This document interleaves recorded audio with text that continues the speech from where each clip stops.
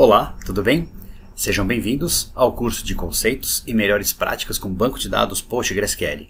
Eu sou o Daniel e vou acompanhar vocês ao longo deste curso. A quem se destina esse curso? Esse curso é para todos aqueles que ainda não trabalham com banco de dados e que desejam aprender um pouco mais sobre este universo, em especial o PostgreSQL. O curso é também para aqueles que já conhecem um pouco de banco de dados ou já trabalham com outro sistema de gerenciamento de banco de dados e querem se aperfeiçoar ou simplesmente conhecer um novo sistema de gestão de banco de dados. Antes da gente realmente começar, deixa eu me apresentar melhor. Meu nome é Daniel Robert Costa, eu sou Database Engineer na empresa Quinto Andar e eu trabalho com banco de dados desde 2004.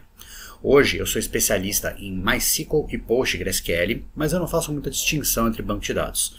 Então sempre que o assunto é banco de dados, eu gosto de estar sempre de me atualizando, seja nos bancos que eu trabalho ou nos demais bancos que existem no mercado, independente se for banco de dados relacional ou não relacional. Hoje eu trabalho principalmente com MySQL e PostgreSQL e MongoDB. Mas ao longo da minha carreira eu já trabalhei com outros bancos de dados, como SQL Server, como Oracle, Cassandra, Elasticsearch, entre outros bancos que tem por aí. Eu acredito que é fundamental que você seja especialista em algo, mas esteja sempre de olho no que o mercado tem de novidade. Tenha sempre o conhecimento também de outras tecnologias, principalmente de banco de dados, que possam complementar o seu dia a dia. Afinal, a gente sabe que não é só de uma teoria que salva nossa hora do vamos ver, não é verdade? Hoje eu trago para vocês aqui uma introdução ao mundo do banco de dados, uma introdução ao PostgreSQL, ou somente Postgres, como muitos chamam. Essa nossa primeira aula vai ser uma aula bem teórica, ela vai ser uma aula um pouquinho maior que as outras, que é justamente para que vocês possam entender bem o contexto do banco de dados. Porque código, muitas vezes a gente acaba decorando, e eu acredito que o excelente profissional ele vai muito além do código. Um excelente profissional é aquele que entende todo o contexto, todo o universo da linguagem que ele vai trabalhar. Então, para a gente realmente começar, eu vou passar para vocês os objetivos dessa nossa primeira aula. São 3 objetivos. Então nós vamos falar primeiro sobre fundamentos de banco de dados. Depois nós vamos falar um pouquinho do modelo relacional. E, por fim, nós vamos fazer uma introdução ao PostgreSQL. Nós vamos ver como realmente o Postgres funciona. E nos próximos vídeos a gente vai instalar o Postgres, vamos fazer tudo bem passo a passo. Bom, os requisitos básicos para o nosso curso será um computador com Windows, Linux ou OS X. É importante que você tenha noções básicas de lógica de programação, tenha noções básicas de modelos de dados e noções básicas em Linux. Tudo bem que no nosso curso nós vamos usar uma ferramenta gráfica para interagir com o nosso banco de dados, porém se você tiver essas noções básicas em Linux vai te ajudar a fazer algumas instalações do banco de dados, verificar os processos, entre outras coisas. Porém, se você não tiver alguma dessas características acima, obviamente com exceção do computador, não se preocupe, a gente vai fazer tudo num ritmo muito tranquilo para que você possa acompanhar o nosso curso numa boa, perfeito? Bom, então vamos começar o nosso curso com o nosso primeiro tópico, que é fundamentos de banco de dados. Antes de a gente realmente começar a falar sobre bancos de dados, é importante que você entenda o que são dados. Bom, dados são valores brutos, são fatos brutos, são observações que são documentadas, então são registros soltos que são recolhidos e armazenados sem sofrer qualquer tipo de tratamento. Então, imagine alguns dados que são referentes a algum domínio específico, algum assunto específico, que são realmente armazenados, estocados, e eles não sofrem nenhum tipo de alteração. Então, por exemplo, esses números que nós temos aqui. Então, nós temos aqui à esquerda, nós temos alguns números e alguns nomes à direita. Emengarda, Rogério, Daniel, Cleonice e Divanildo. A princípio são somente dados, eles não querem dizer nada. Então esse realmente é o nosso conceito de dados. Ok, mas o que nós faremos com esses dados? Como é que a gente pode começar a dar sentido para eles? Nesse momento a gente evolui de dados para informações. Então o que na verdade são informações? As informações são conjuntos, são agrupamentos de dados relacionados sobre um domínio específico e que você dá sentido para esses dados. Você atribui um sentido para eles e eles passam a gerar valor. Então, um outro exemplo é se eu simplesmente armazenar um dado 2002. 2002 não tem sentido nenhum. Mas quando você atribui um sentido a esse dado, por exemplo, 2002 é o último ano que o Brasil foi campeão de uma Copa, aí você passa a ter uma informação. Então você passa a gerar valor naquele dado. E normalmente a informação é o material do conhecimento. Então é para isso que serve um banco de dados. Serve para que sejam armazenados os dados, agrupados e tenham um sentido, gerando informações, e das informações a gente extraia um conhecimento. Então lembra aqueles dados do slide anterior? Se a gente dá um sentido para eles, eles passam a se mostrar dessa forma. Então a gente pode falar que os números na verdade são telefones e os proprietários, os nomes são proprietários. Então agora eles têm valor para a gente sabe o que são. Ficou claro até aqui? Então a gente pode fazer e dar mais um salto, né? Vamos seguir adiante e falar um pouquinho do modelo relacional. Bom, antes da gente entrar realmente no modelo relacional, é importante você entender o que significa modelar.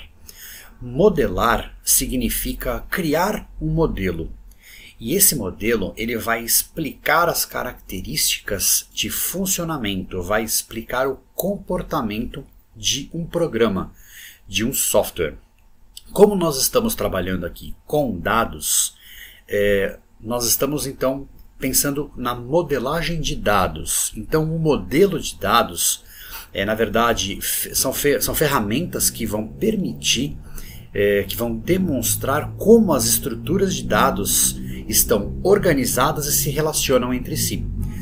Então, o modelo relacional é um modelo de dados representativo e que se baseia no princípio de que todos os dados que nós vamos armazenar no nosso banco de dados, eles serão armazenados em tabelas.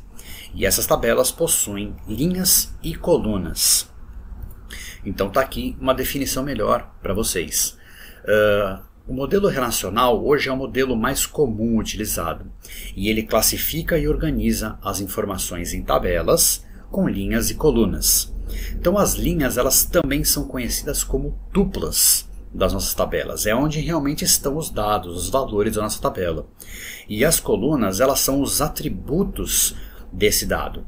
Então você pode ter um dado qualquer, por exemplo, o telefone, eu posso ter uma coluna que separa o DDD, uma coluna que separa somente o número, eu posso ter uma coluna que mostra o ramal.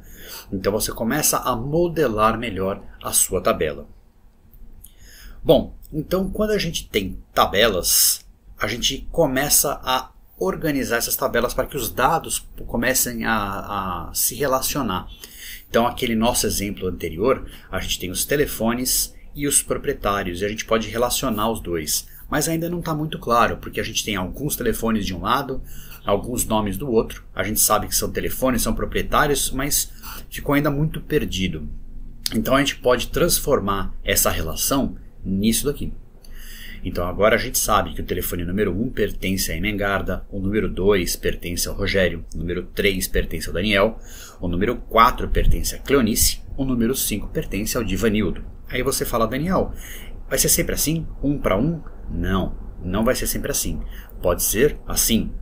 Então aqui nesse outro exemplo, a gente pode ter o telefone 1, 2 e 3 pertencente a Emengarda. O telefone 4 pertence ao Daniel e o telefone 5 pertence ao Divanildo. O Rogério e a Cleonice, por enquanto, eles não têm telefones, mas pode ser que eles tenham tido no passado ou pode ser que eles vão ter no futuro, então eles ficam armazenados lá, como um dado sem relação. Então você agora fala, olha, eu estou vendo, tudo bem, mas eu não consigo enxergar a tabela ainda aí. Então se a gente transformar para esse formato, fica muito mais claro. Então aqui eu tenho duas tabelas, a tabela de telefone e a tabela de proprietários. Cada uma das tabelas, por enquanto, tem apenas duas colunas. Tem uma coluna que não se repete, né, à esquerda da tabela, que é uma coluna que está enumerada de 1 a 5. E você tem a segunda coluna das tabelas, que é onde tem o valor dela. De um lado você tem os telefones, de um lado você tem os proprietários, os nomes dos proprietários. Para nós, fica muito fácil a gente falar, ok, o telefone 6277685920 pertence ao Divanildo. Mas para um computador isso não tem muito significado. Um computador precisa de uma relação lógica, de uma união lógica. Então, Para um computador, o que realmente faz sentido? É o que está escrito ali embaixo. O telefone 1 pertence ao proprietário 1. O telefone 2 pertence ao proprietário 1. O telefone 3 pertence ao proprietário 1. O telefone 4 pertence ao proprietário 3. E o telefone 5 pertence ao proprietário 5. Então, essa lógica, né, que é utilizada com base no modelo relacional, é como o computador realmente vai entender as nossas tabelas, as nossas relações entre as tabelas. Bom, então a gente já sabe mais ou menos o que são dados, né? Temos um resumo sobre dados, sobre informações, sobre a relação entre as informações, sobre tabelas. Mas o que realmente é uma tabela? Bom, tabelas são conjuntos de dados dispostos em colunas e linhas referentes a um objetivo comum, como eu já falei antes. Então, colunas são considerados os campos da tabela, os atributos dela. E as linhas, que também são chamadas de tuplas, é onde estão contidos os valores, os dados. Então, aí você me fala, olha, eu estou começando a montar um projeto de banco de dados, mas eu não sei como criar uma tabela, eu não consigo entender o que pode ser ou não pode ser uma tabela. Tem algumas regrinhas básicas que a gente pode seguir para acertar na criação da tabela. Essas são as regrinhas. A tabela são coisas tangíveis. Por exemplo, elementos físicos. Um carro, um produto, um animal. Pode não ser um carro, pode ser um veículo, um automóvel, porque você pode querer armazenar valores sobre uma moto, sobre um helicóptero. Então, sempre quando você pensar nesses elementos físicos, nessas coisas tangíveis que podem ter atributos, pode ser uma tabela. Então, por exemplo, um veículo, você pode ter qual que é o tipo do veículo, se ele é carro, se ele é um helicóptero, avião, quantidade de portas que tem, quantidade de marchas, quantidade de passageiros que pode carregar. Ou então uma tabela pode ser funções. Então, por exemplo, perfis de usuário. Você tem uma empresa, então você tem o gerente, o diretor, o estagiário. Então, quando você precisa colocar perfis de usuário, isso é uma função dentro de uma companhia. Então, isso pode ser uma tabela. Ou então, status de uma compra no seu e-commerce também serve como uma tabela. Eventos ou ocorrências. Eventos ou ocorrências são tabelas que passam a existir a partir de um evento. Então, por exemplo, eu adicionei um produto no meu pedido. Então eu posso pensar numa tabela que seria produto de um pedido. Ou então, toda vez que um usuário erra, né, a senha, eu vou armazenar esse log. Então você pode ter uma tabela de erros de login. Então também é um evento, é uma ocorrência. Se você seguir esse passo a passo, você consegue definir bem o que realmente vai ser a sua tabela. Bom, então aqui falando sobre tabela, a gente já sabe as regrinhas básicas de como criar, né, uma tabela. Então fica a dúvida de quais colunas utilizar na nossa tabela. É aqui que a escolha certa das colunas cria um total sentido para a tabela. A tabela fica realmente mais útil e mais fácil de gerenciar. Então, para que uma tabela tenha um significado, um relacionamento muito bom, é importante que você saiba a definição de duas colunas muito importantes nas nossas tabelas. A primeira coluna a gente chama de chave primária, ou primary key, ou PK, como muitas pessoas chamam. Então o que na verdade é uma chave primária? É um conjunto de um ou mais campos cujos valores nunca se repetem na tabela. E dessa forma elas passam a ser praticamente a identidade da sua tabela. E esse valor dessa chave primária, ele será usado como um índice de referência para criar relacionamentos com outras tabelas. Então é muito importante, naquele exemplo lá dos nossos telefones e dos nossos proprietários, a primeira coluna é uma coluna que a gente pode chamar de número, de ID, a gente chama muito como ID, essa coluna, e é um registro que nunca vai se repetir. Então eu posso falar que realmente o número 1 sempre vai ser aquele telefone que está lá. Tudo bem até aqui? Bom, a segunda coluna então é a chave estrangeira, ou foreign key, ou FK. Esse valor, ele é um valor que refere-se a uma primary key, ele se refere a uma chave estrangeira, a uma chave primária, perdão. Então, ele é um valor que pode fazer uma referência para uma chave primária de uma outra tabela ou da própria tabela, e ele serve justamente para estabelecer o relacionamento entre as tabelas, para você garantir a integridade dos dados. Por exemplo, no caso dos nossos telefones e nossos proprietários, se você adicionar, por exemplo, a chave primária da tabela proprietários dentro da tabela de telefones, falando que aquele valor seria uma chave estrangeira, você só pode cadastrar telefones que existam, que tenham proprietários. Por exemplo, eu não posso cadastrar um número de telefone aleatório perdido lá. Então, quando você começa a trabalhar com chaves estrangeiras e chaves primárias, você passa a ter um relacionamento forte entre as tabelas. Então, eu tenho um exemplo bem simples aqui de como funciona uma relação. Esse nosso banco aqui é um banco fictício, não é o banco que a gente vai utilizar durante o curso, mas é um banco que vai servir bastante de exemplo. Bom, aqui eu tenho 4 tabelas. Então vamos começar olhando para a tabela de proprietários. Eu tenho lá a nossa chave primária, que é o ID, e tenho o nome do proprietário. Porém, eu preciso ter contatos desse proprietário. Então vamos pensar lá no nosso amigo Divanildo. O Divanildo, ele tem a esposa dele, e que vai servir como um contato. Então, a gente pensa, eu posso ter um contato só? Não, normalmente eu tenho mais contatos. Eu posso ter a esposa, a mãe, a sogra do Divanildo, o filho do Divanildo. Então, sempre quando eu pensar que tem mais possibilidades de relacionamento, eu preciso colocar essas possibilidades numa outra tabela e eu preciso dizer que essas pessoas, elas estão ligadas a um proprietário. Nesse momento é que eu importo a chave primária da tabela para dentro dessa nova tabela. Então, eu sei que ficou um pouquinho confuso, mas vamos olhar aqui de novo no slide. Eu tenho proprietários, eu tenho a chave primária, que é o ID, e tenho o nome dele. E eu tenho a tabela contatos, eu tenho a chave primária da tabela contatos, que também chama ID, e eu tenho a chave estrangeira, chamado proprietários ID. Então, quando eu for cadastrar a esposa do Divanildo, eu vou colocar lá nome, o nome da esposa dele e o grau de parentesco, que é a esposa. Eu vou pegar o registro, que é o ID do Divanildo da tabela proprietários, e vou trazer ela para dentro daquele campo proprietários ID. Então eu passo a criar um relacionamento. Eu digo que aquele contato pertence ao Divanildo. A mesma coisa acontece com as outras duas tabelas. Um telefone, ele não pode existir sem proprietário, da mesma forma que um telefone não pode existir sem uma operadora de telefone.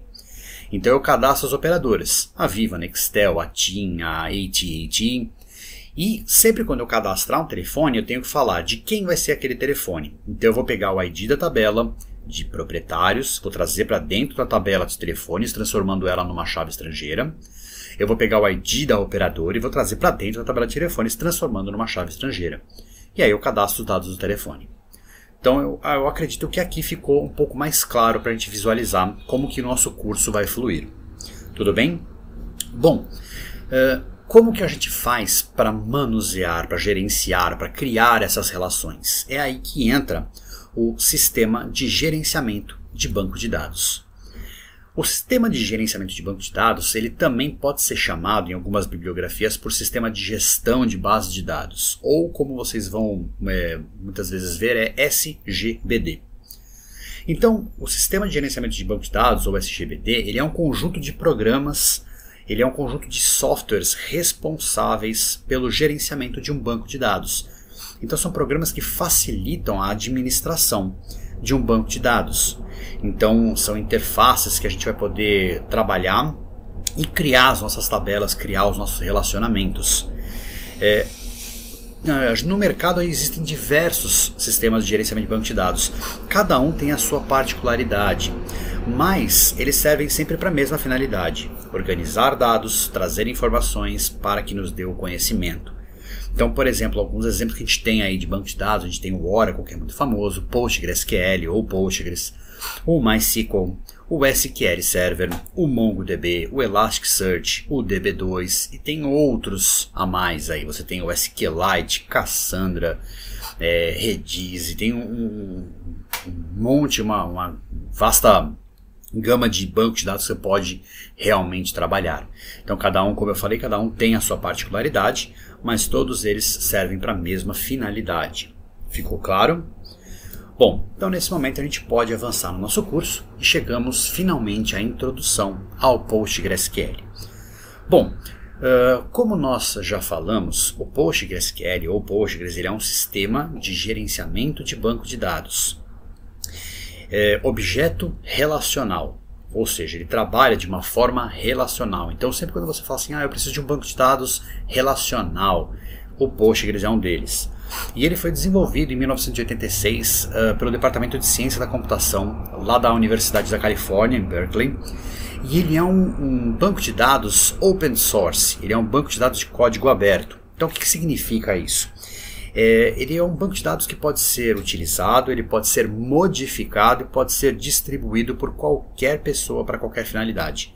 Então você pode ter um banco de dados para um sistema e-commerce robusto, você pode ter um banco de dados para fazer uma simples aplicação de uma agenda de telefones. Você pode, se você souber, editar o código-fonte do Postgres para que ele atenda a um requisito seu. Isso algumas empresas fazem por aí. Então, é isso que significa ser um sistema de gerenciamento de banco de dados open source. Vamos falar um pouquinho da arquitetura do PostgreSQL. O PostgreSQL ele tem uma arquitetura multiprocessos. Então, eu vou explicar um pouquinho o que é isso. Quando você instala o Postgres na sua máquina, seja no seu servidor Unix, seja no Windows, seja no seu OS X, vários processos vão ser iniciados por trás do que a gente vê ali do banco de dados, dentro do próprio servidor. E esses processos eles vão atender diversas tarefas. Então, por exemplo, sempre quando você tiver que se autenticar no banco de dados, requisitar um usuário e senha, se conectar, você tem alguns processos que trabalham para isso. Então você tem o processo principal, que a gente chama de Postmaster, e tem cópias do Postmaster, que a gente chama de Childs. Essas cópias elas gerenciam as conexões que entram e saem do banco de dados.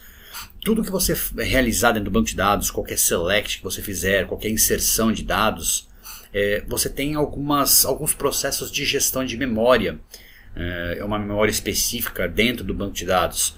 Então você tem um processo cuidando de cada uma dessas etapas, de cada uma dessas tarefas. Então você tem aí, como eu coloquei, você tem 4 processos de memória. E além disso, você precisa gravar esses dados em disco, que é o que chamamos de storage. Então essa memória ela trabalha tudo em conjunto para depois solicitar processos específicos de escrita em disco, para que você possa escrever definitivamente nesse storage.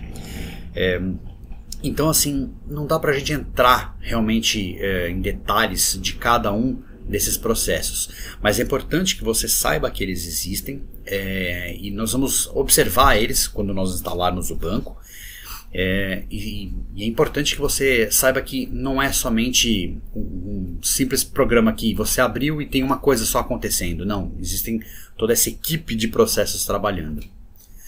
Bom, vamos falar um pouquinho do modelo, de banco de dados. O modelo do PostgreSQL é um modelo cliente-servidor. Então o que significa isso? Significa que você tem processos que acontecem somente na máquina cliente e processos que acontecem dentro do servidor. Então os processos que acontecem dentro do servidor são aqueles que a gente falou na última aula. Os processos que acontecem na máquina de cliente seria uma interface gráfica para fazer uma conexão com o banco de dados, ou então um terminal Unix para que ele possa executar alguns comandos, ou uma aplicação web ou mobile que ele realmente está mandando comandos para lá. Então é essa relação entre o que está acontecendo dentro do cliente com o que está acontecendo dentro do servidor que faz o Postgres ter esse modelo cliente-servidor. Ficou claro até aqui? Vamos falar um pouquinho das principais características que tem o Postgres. É difícil falar das principais características porque ele é um banco de dados muito completo.